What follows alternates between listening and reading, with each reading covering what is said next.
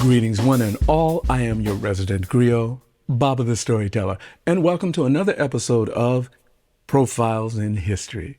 Today's episode, The Truth About Kwanzaa.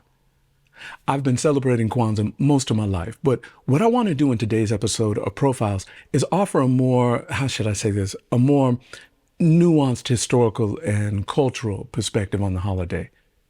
With a little simple research, anyone can find a ton of information about the history, symbols, and rituals involved with Kwanzaa. And so that's not our focus. That's not what it'll be. Our focus today will be more of a socio-historical breakdown of the holiday. Let's begin with this. I think in order to truly understand the celebration and its meaning, we have to place it in a social and historical context. Kwanzaa was created in 1966 by a young scholar named Maulana Karenga.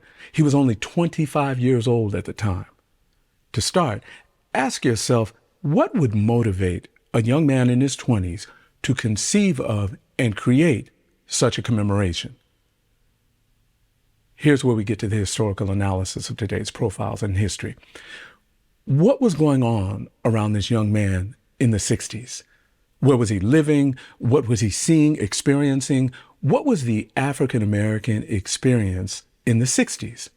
All good questions. And these will help us understand why Kwanzaa came into existence. Let me offer you a summary of that period of time. The first celebration of Kwanzaa was in 1966. So let's examine the year before 1965. 65 was the 10th year anniversary of the murder of Emmett Till. Sit with that for a minute. This nation was in its 10th year fighting a war that it would eventually lose in Vietnam. 1965 was the year of Malcolm X's assassination. It was also the year of Bloody Sunday, where about 600 people were attacked by the police on Edmund Pettus Bridge in Selma for marching for their rights to vote. Does this sound familiar? 1965 is infamous also as the year of the Watts riot, where 34 people were killed and I think more than 1,000 were injured. Keep this in mind. I'm only offering you a summary here. These things and so much more ushered in the year 1966, the year of the first celebration of Kwanzaa held here in Los Angeles. Here's why I'm putting these historical moments in front of you. I want you to imagine that you are 25 years old. Segregation, lynchings, Jim Crowism, and state-mandated violence targeting African Americans are your lived reality. You're looking for some way to unite and empower your community. And you realize that self-knowledge and cultural awareness and a true understanding of history are key components to any self-actualized community. So this passion drives you. What evolved from this young man's deep commitment and desire for community upliftment? Kwanzaa. I want you to remember that at that point in time in history, when Kwanzaa came into being, that this nation was only 100 years removed from the end of the Civil War. 100 years removed from what I like to call the legislative termination of slavery. And now that you've got an idea of what was happening historically, let's talk about what was going on in society. You don't have to be an academic or scholar to know that blacks in America were not doing well socially, economically, or even politically. We were still in the midst of the civil rights movement. Even though the Civil Rights Act of 1964 and the Voting Rights Act of 1965 were in place, the struggle following emancipation continued. In fact, the struggle continues to this day for the grandchildren and great-grandchildren of many of these freedom pioneers. The truth that must be told about Kwanzaa is that it was conceived out of the very human need of a people to define themselves rather than allow themselves to be defined by others. The truth about Kwanzaa is that it was born from a womb of hope, enveloped by an environment of terror. Like I said a little earlier, I'm not going to go into the symbols and rituals of Kwanzaa because there's so much more out there for anyone who really wants to know. But I want to take a few of the principles of Kwanzaa and have them help me with our socio-economic historical analysis. Okay, hold on a sec. I apologize. I sometimes get a little distracted. I'm just remembering something shared with me once by one of my elders, a man named Kwame Ture. Back in the 60s, he was known as Stokely Carmichael. I had gone to one of his talks, lectures here in Los Angeles, and as strange as it may sound, there were only 5 of us. Yeah, there were 5 of us present. I was in my late 20s at the time, and I knew everything. I had the audacity to be arguing with him about something, I think it was dealing with religion. It was religion. I always laugh to myself when I think of that period in my life. Anyway, I'm trying to debate him on some issue of religion when he puts his hand on my shoulder and he holds his finger to his lips like this to shush me. He then said something really profound that has sat with me over all of these decades. He said, in the calmest, most smooth tone, young brother, you don't judge a religion by its adherents, you judge it based on its principles. That was the moment I began my sit down, shut up, and listen journey, which I'm still on to this day. Kwame, he died in 1998, I believe. Yeah. And oddly enough, he was the age I am now. And there are times where that awareness hits me hard. He was a profound loss to our community. All right. Let's look at a couple of the principles of Kwanzaa for perspective, but they were carefully chosen as values. And these were values that our community needed to liberate and rebuild our history and culture. All of this from the ashes of enslavement, oppression, and terrorism. Now, the principles of Kwanzaa are the 7: unity, self-determination, collective work and responsibility, cooperative economics, purpose, creativity, and faith. These are the 7, but I'm only going to focus on 2 in this Profiles episode: unity and cooperative economics. Like I said earlier, there's a ton of information available to anyone with a sincere interest in knowing more about this holiday. December 26th, the first day of Kwanzaa, the day of unity. That candle for that day is black. It is the only black candle in the collection of 7. There are 3 red and 3 green. Most people celebrating Kwanzaa will say that the black candle represents our people, and they wouldn't be wrong. But there is so much more to that black candle, and I promised I wasn't going to get into the symbolism, the metaphors, and the meaning, but give me a moment. Just entertain me here. Lighting the black candle is also symbolic of spiritual and intellectual illumination. The bringing forth of light represents awareness, understanding, and knowledge. Thank you for entertaining me with that. Okay, but let's return to our historical examination of the period Kwanzaa was created. The 60s were a tumultuous decade, but also a decade of growing and embracing identity in the Black community. Remember, it was in the 60s that James Brown encouraged everyone to say it loud. I'm Black, I'm proud. You know, it's strange. I can't help but to smile thinking back on these lyrics, but it's bittersweet. The same year we were chanting this chant was the same year that Reverend Dr. Martin Luther King Jr. was assassinated. I was a kid during that time, and I've got some extraordinary memories that, well, maybe we'll share for another time. Suffice to say, the 60s were a very interesting decade.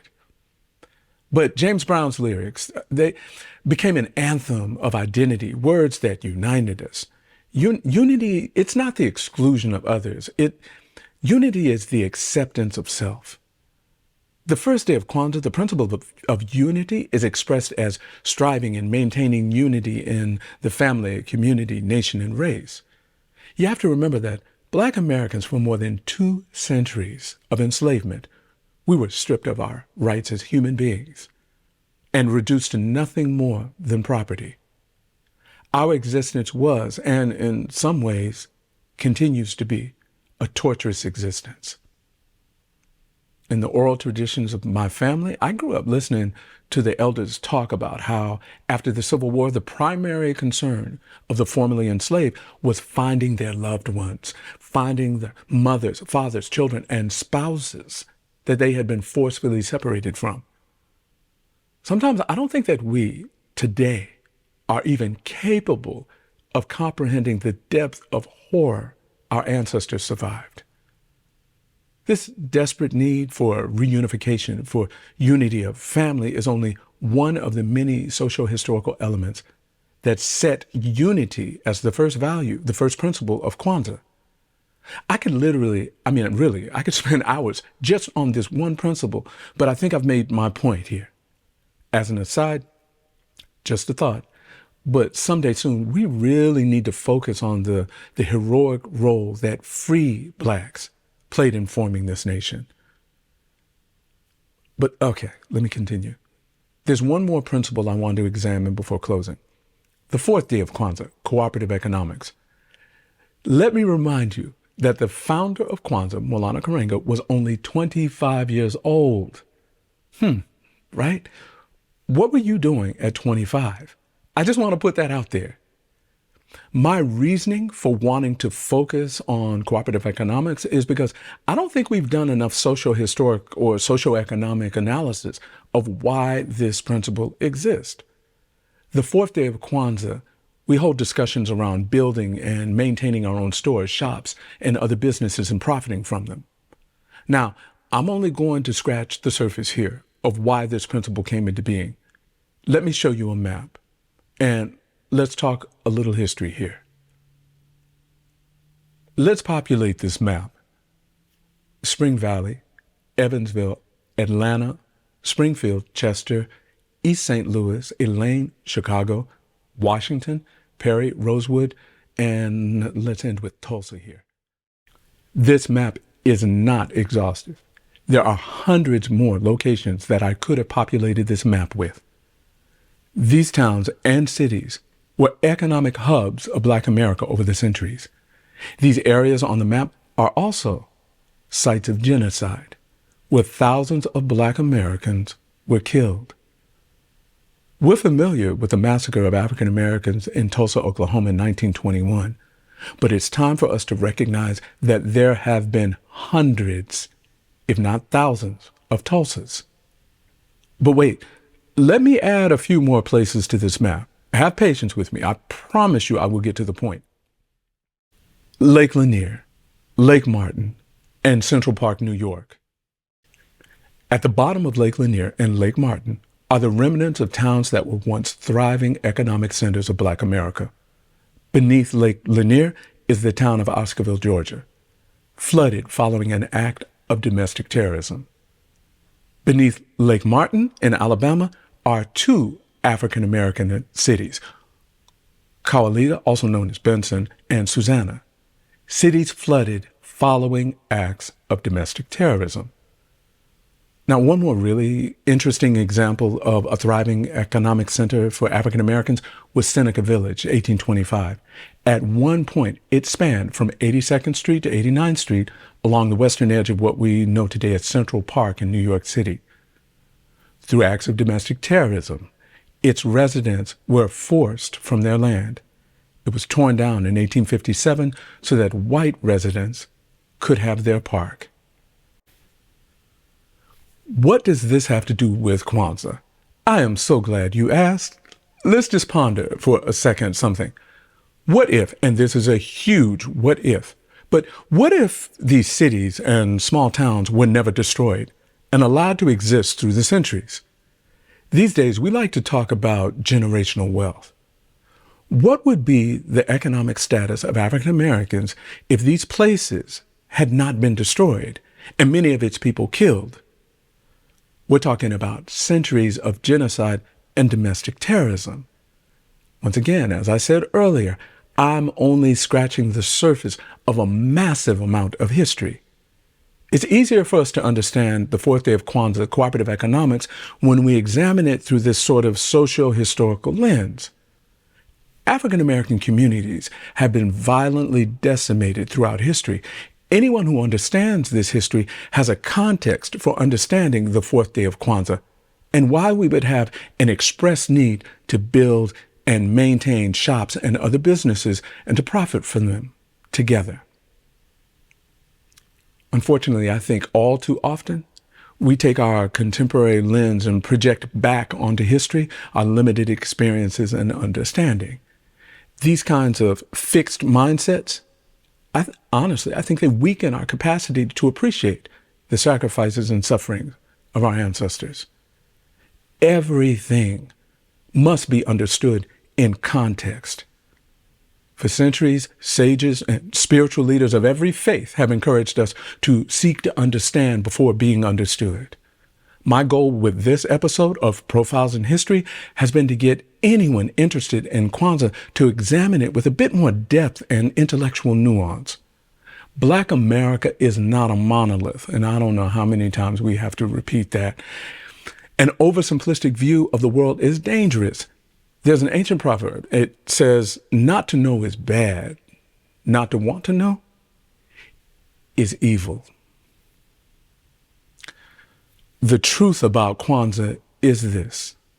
It is an African-American-centered holiday birthed from the human need of a people to define themselves. It's the physical manifestation of hope, countering hopelessness and domestic terrorism.